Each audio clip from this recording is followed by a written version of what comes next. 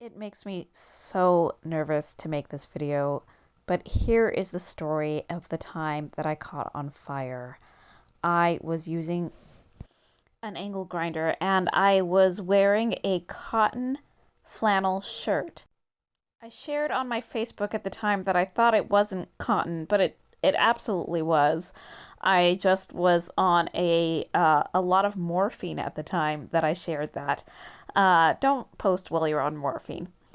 I ended up with full thickness burns, and after waiting some time to see if it would heal, I ended up going in for surgery, and I had to get a skin graft from my leg. It actually took some time for the leg to heal. Skin wounds are very messy, and I had to abrade my skinless arm every single night. It was awful. The surgery went really well, though, and it was a pretty quick recovery after I finally had the surgery.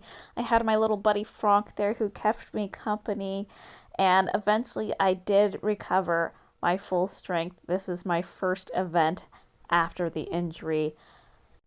Angle grinders seem pretty harmless, but I actually know two other people who had their clothing catch on fire the same way.